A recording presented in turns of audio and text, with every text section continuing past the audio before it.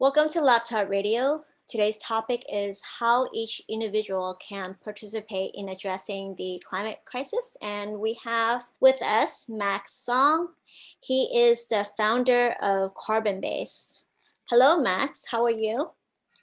Hi, Michelle. Good. Good to be here. Where are you now? I'm physically in Hong Kong at the moment. Awesome. So, Max, I'm really excited about this topic. I love sustainability, of course. Tell us your story. Thank you. Well, I guess my first part of my story is where I come from. So I grew up between United States and mainland China and was born in Milwaukee, raised in Beijing, Shanghai, and Chicago, not necessarily in that order. And from a young age, I always wanted to find problems that the US and China could face together, something they could collaborate on as opposed to find conflict with each other. And climate change seemed like the most appropriate problem because it was planetary in scale. It would affect all of us. It didn't discriminate against race, gender, or ethnicity. In college, I went to Brown University, and Brown is known for being very socially conscious, very climate aware. And I remember participating in a mock conference of the parties simulation where we were pretending to be different countries and negotiating with each other about what are the give and takes of reducing our carbon emissions. I worked in the Bay Area for a few years as a data scientist after graduation, helping companies manage and process large amounts of information. And then I came back to Asia in 2016. I did a master's program in Beijing as part of the Schwarzman Scholars scholarship program founded by Steve Schwarzman Blackstone. And there, actually, I wrote my master's thesis on public policy and climate finance, studying specifically the United States and China's approach to addressing the climate change problem. For the last 2.5 years, I've worked in Hong Kong doing investments, looking at emerging technologies, specifically thinking a lot about how the blockchain technology stack was being addressed in finance and industrial applications. And at the beginning of this year, I had a chance to attend a COP UNFCCC conference in Madrid in December. And then that really catalyzed me to want to dive headfirst and actually, devoting my efforts to building a project here. So we started Carbonbase in January. And so it's about 10 months so far, and we've built several interesting things. I'd love to share with you guys more. But in general, I think where I'm coming from is trying to use the tools of technology and finance to drive effective action in the climate crisis. What is Carbonbase? What is the vision behind that? So the initial catalyst of Carbonbase is thinking through the fact that there is an invisible budget we have counting down the seconds and months we have left until we fully commit our planet to 1.5 degree or 2 degree warming scenario. So recently in New York City, they added this giant countdown clock. And the idea is that there's only so much CO2 we can emit in the Earth's atmosphere before we lock in the warming. And each individual and each company actually contributes to the emission profile, but we're not usually aware of how our lifestyle choices or how the company's actions contribute to emissions. And so what we are building in Carbonbase is a very easy to use calculator that helps individuals understand their personal footprint. And then on the back end, we've connected with a bunch of very qualified project developers who are actually reducing emissions in low-income parts of the world and able to create credits, negative emission credits with their effort. And so we hope to use Carbonbase as a way to encourage tens of thousands, hundreds of thousands of people to understand the personal emission footprint, and then using the supplier network to choose to support a project and through their purchase of monthly credits become carbon neutral. So let me ask you a harder question. Is climate change or climate shift, is that real? It's definitely real. I think even this year we've seen reporting of cataclysmic things being initiated, like the Greenland ice sheets melting beyond the tipping point.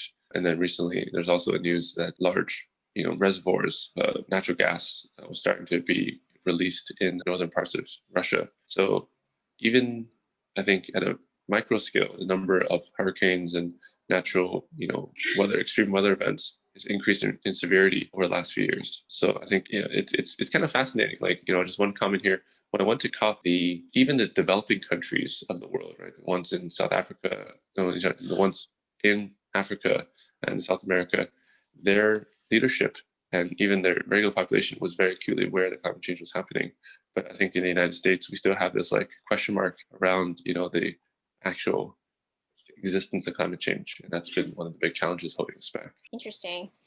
And the topic is how each of us can participate in addressing the climate crisis. So, what are some of the ways that we could help? Definitely. So I think the initial thing is to understand, how are we actually contributing to the emissions?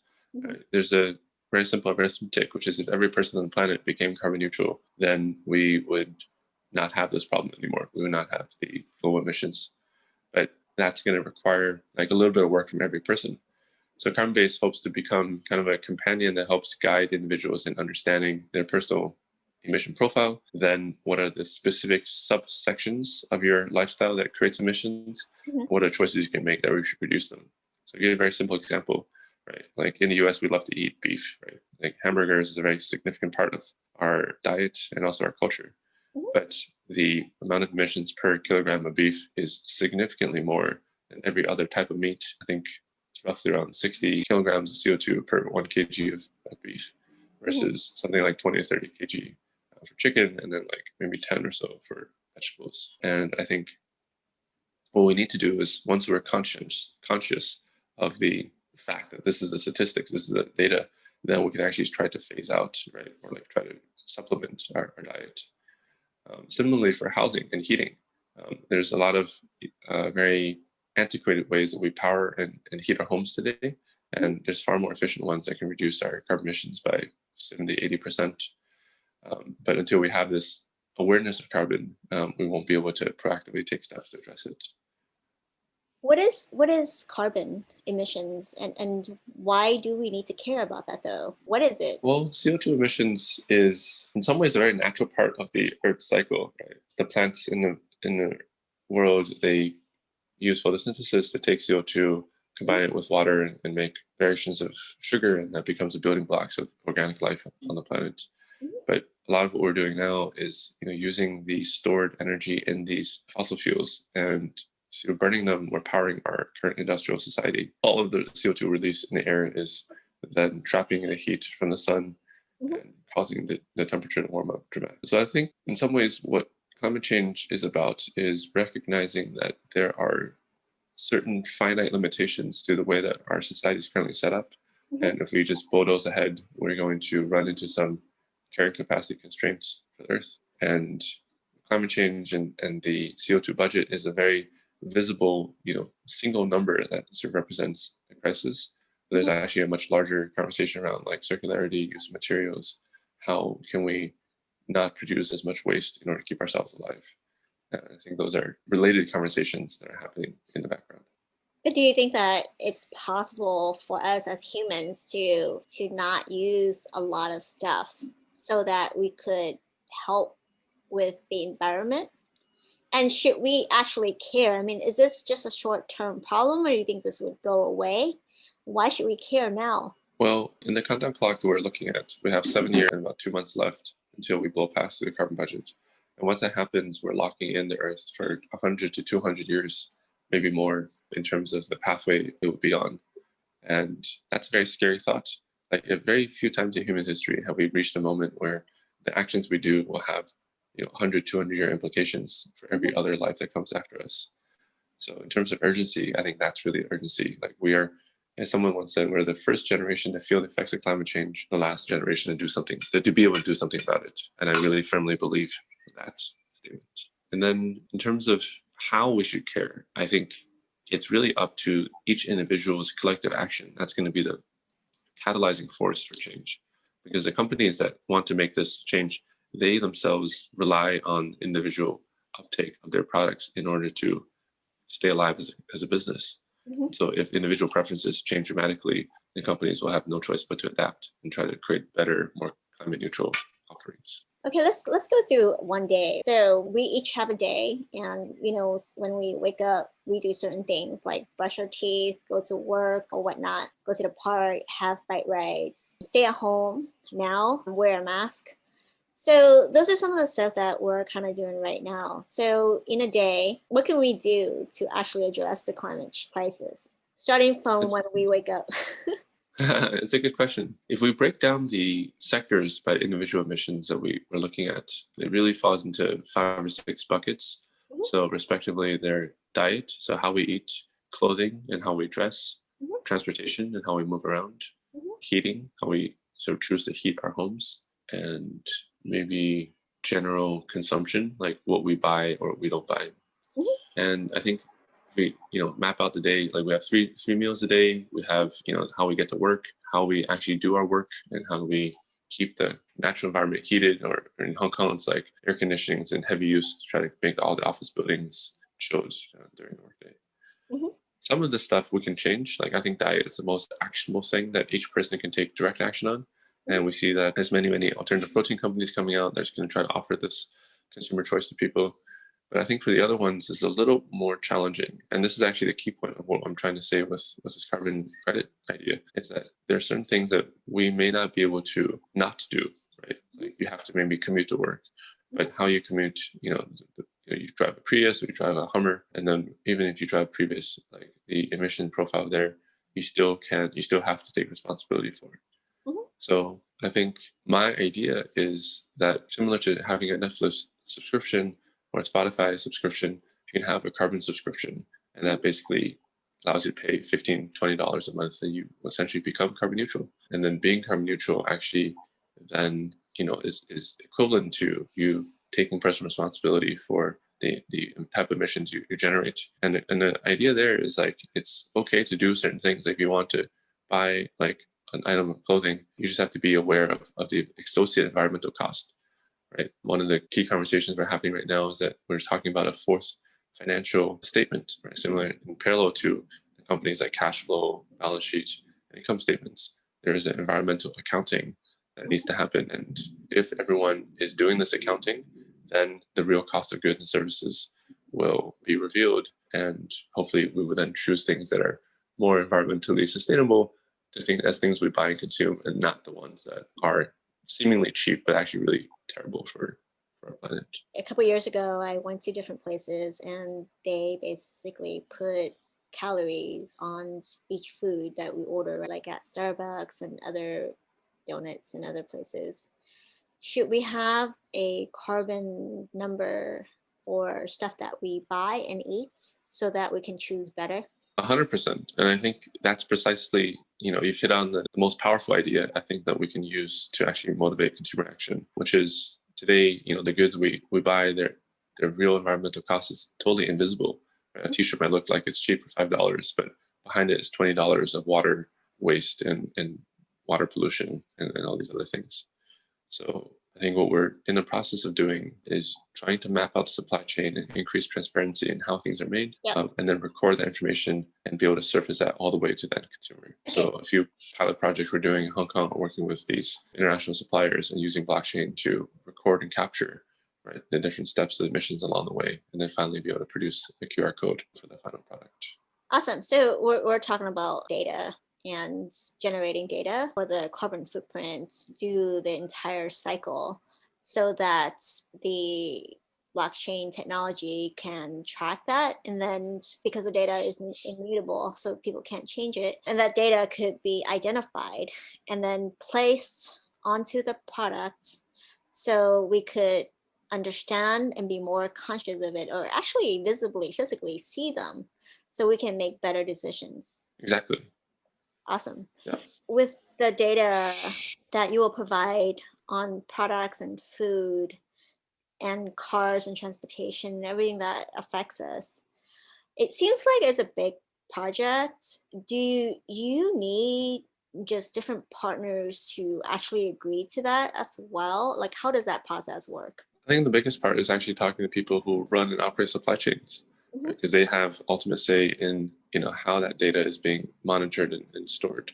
Mhm. And we're encouraged by there being a few supply chain companies that have really seen the light and said, okay, this is something that we not only need to respond to and eventually get around doing, we actually want to be a leader in being among the first to map out this emission profile. And I think it's working hand in hand between the places where the data is stored and also being able to surface it at the end, right? So finding a very efficient way to deliver this information to the average person with the tags that we have associated to the products themselves. Yeah. So last year, one of the things I did was work on an industrial blockchain pilot for a large Fortune 500 company, Mhm. where we built them like a sort of industrial IoT blockchain type project. And that gave me confidence that it's possible to use blockchain in a very grounded, concrete way that actually drives value for the enterprise, as opposed to purely, doing it for marketing reasons. And if you think about it from a very abstract perspective, like you're just removing all of the hype and sort of buzzwords around this idea, what we're really talking about is creating a very easy way for companies to submit their records along, where they sit in the supply chain, and then have that submission be audited and visible by other companies. Volkswagen's emission scandal that happened 2 years ago, 3 years ago, really shows that if you only have one company be responsible for submitting its own records to auditor, like they might try to take it upon themselves to alter their measurements and then create a bunch of fake results. So I think it's not so much that blockchain is allowing us something radically different. It's actually just more of a business process and creating a single standard for data among different pieces of the supply chain. So are you guys using permission blockchain or public blockchain? Well, I think we're looking at both.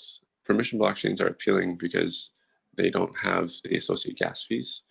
And then the public blockchains, if they, some of the more efficient ones, the ones that are doing proof of stake, also I think are quite viable. But my goal really is to tie in this information record with the ability to have the carbon credits, tied to it.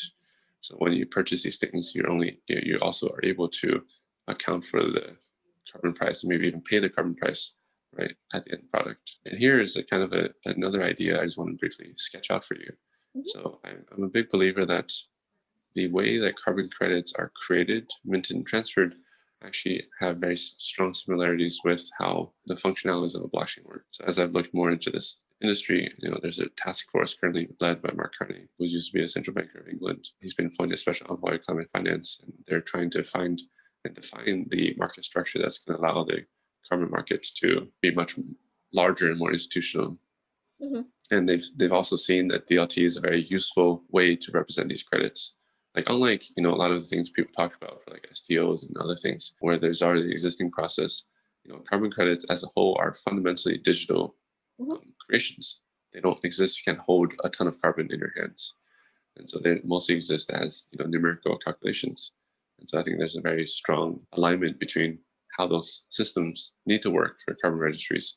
Actually, what DLT can. Do you think there's going to be market adoption though? I mean, do you think that people care enough for carbon and climate crisis that they will personally do something about it?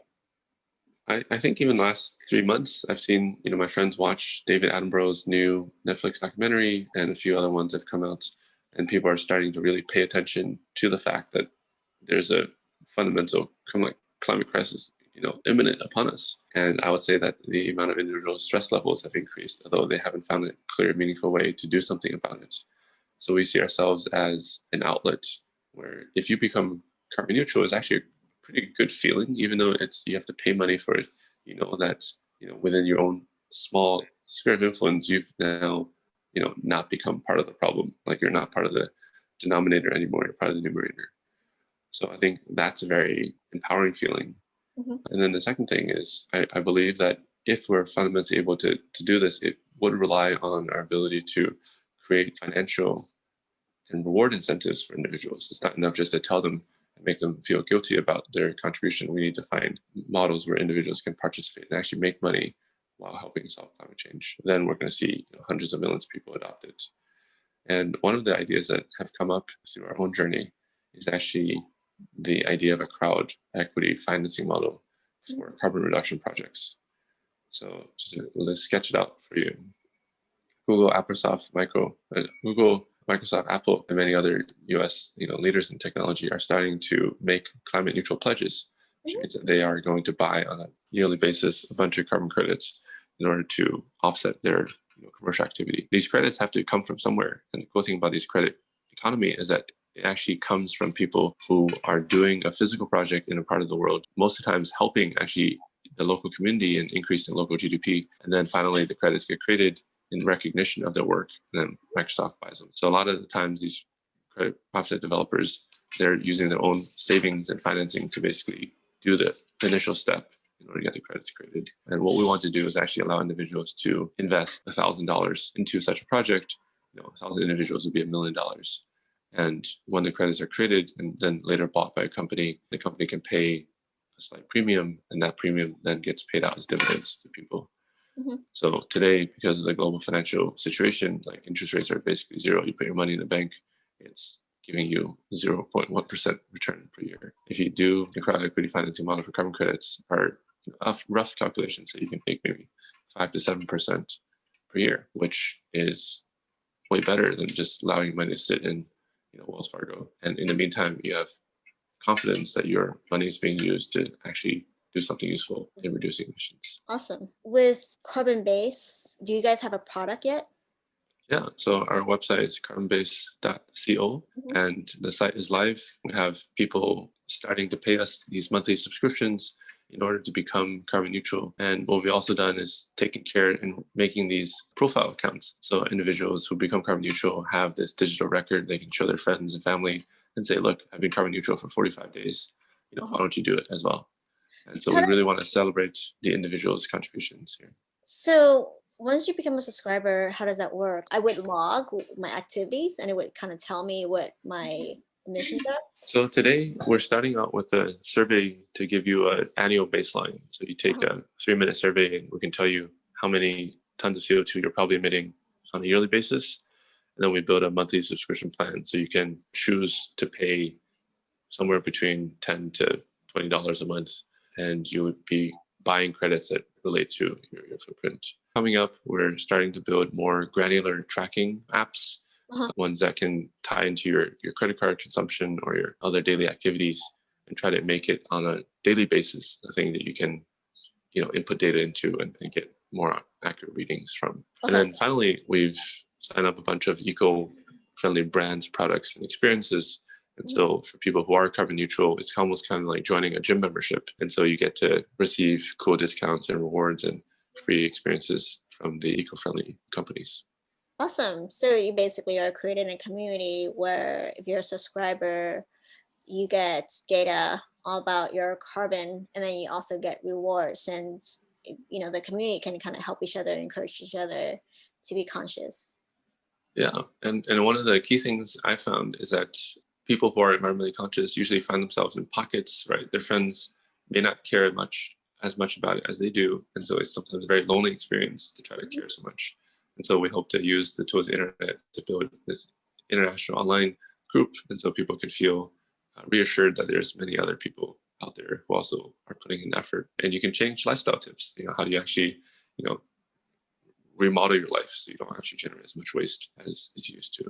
Let's talk about changing behavior because I feel like a lot of people want to be green and doing New Year's for a month or so, and then they forget about what they wanted to do after that because it's really hard to change one's behavior. Do you think that it's possible to be conscious of sustainability and climate and then change and modify your behavior to do so? I'm sure that community help, but what could we do if we've given up? So it's a fantastic question, and I would say that the giving up comment I think strikes at the core of a lot of our current attitudes on climate change. We think that it is definitely a problem, but what can each of us do? And if we can't do enough ourselves, then why we sort of resign ourselves to inaction.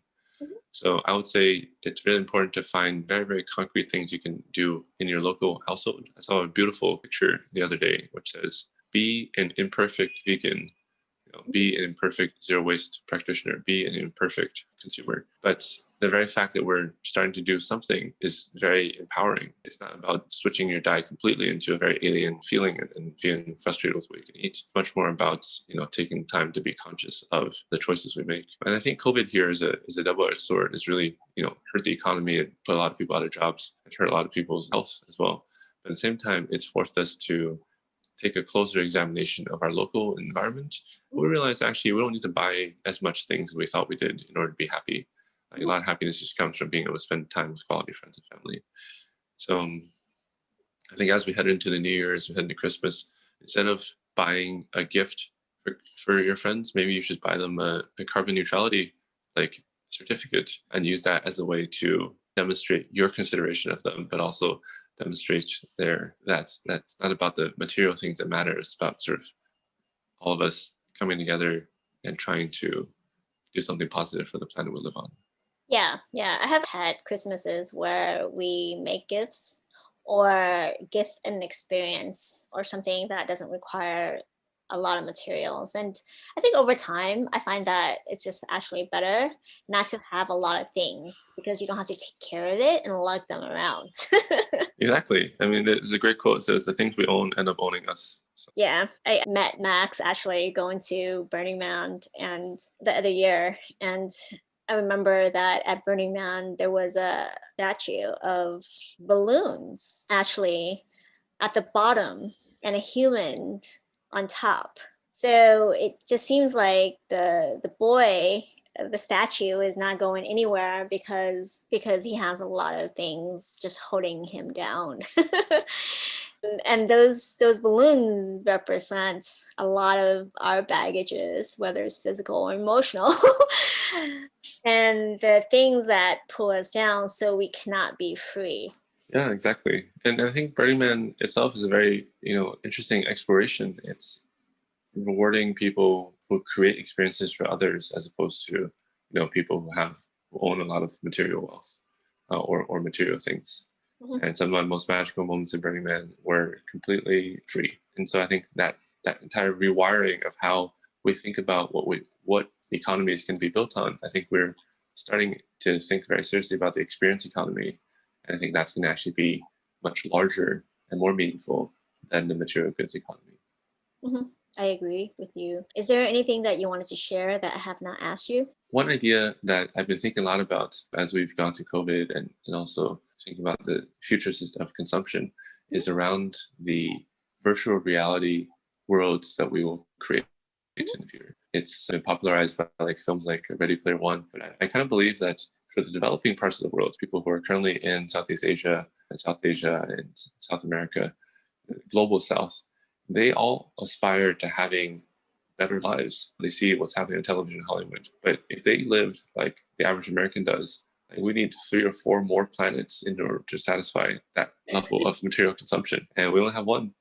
So I think being able to create these powerful experiences in VR and then having those people experience it in VR, we can have a marginally free, right, marginally zero carbon delivery Mhm. of driving a race car, flying a nice jet, living in a fancy home, and while allowing the 2 other billion people out there who are living less than $2 a day to be able to experience more luxurious effects. So while we sort of see this, all of these different trends happening, I want to just emphasize, I think technology as a whole is largely deflationary, right? The quality of life we enjoy today was be unimaginable to royalty or to princes or to tycoons even 50 years ago, let alone 100 years ago.